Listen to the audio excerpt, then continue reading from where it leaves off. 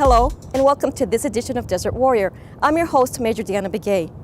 Army installations all over the world have plenty of reason to celebrate this month as the United States Army turns 235 years old.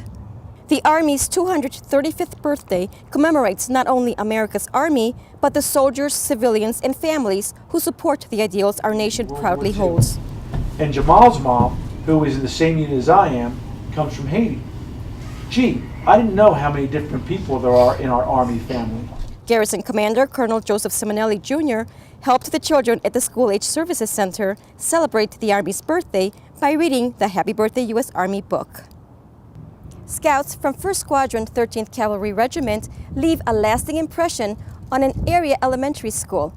Daniela Vestal brings us the details. The brand new soldiers of the 1st Squadron 13th Cavalry Regiment, 3rd Brigade Combat Team 1st Armored Division, trekked out to the brand new Colin Powell Elementary School, their partner in education, to spend one last day with the students before the end of the school year. Anything we need, they are there ready to help us, and I appreciate that because the needs of our students are very, very important to us. Members from 3-1 make it a point to come out several times each month during the school year to encourage and spend time with the students. I think the soldiers are here to show us what they do normally every day, and it's been really cool out here today. Although the focus is always on doing something with the children, there is also a benefit for the soldiers. It helps us see why we're here, why we work here. Reporting from Fort Bliss, this is Daniela Vestal. Coming up after the break, we'll head to Doña Ana Base Camp for some aerial maneuvers.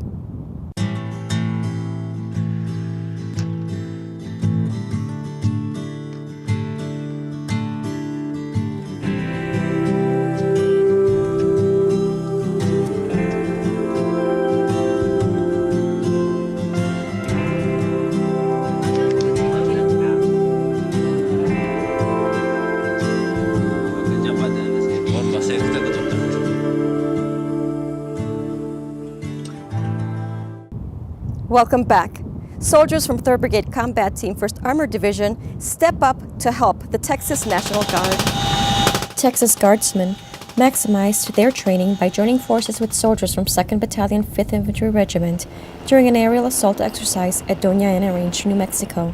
The initial air assault mission developed into a combined exercise to include snatch and grab, in which hostile targets are extracted and apprehended.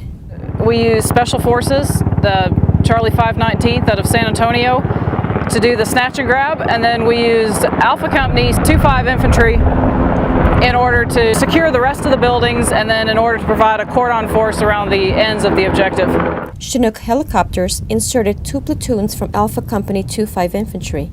The mission used different aircraft to accomplish the objective set forth in the overall exercise.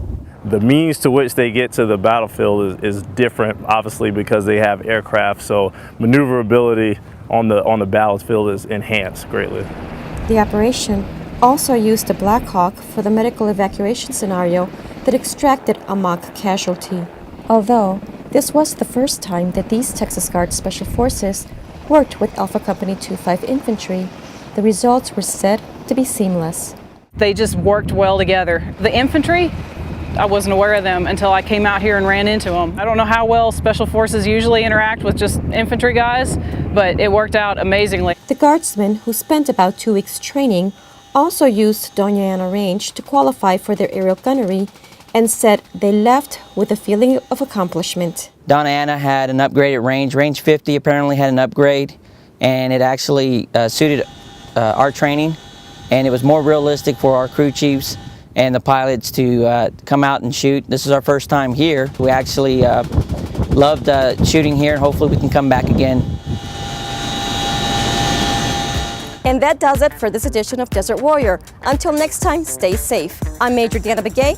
Thanks for watching.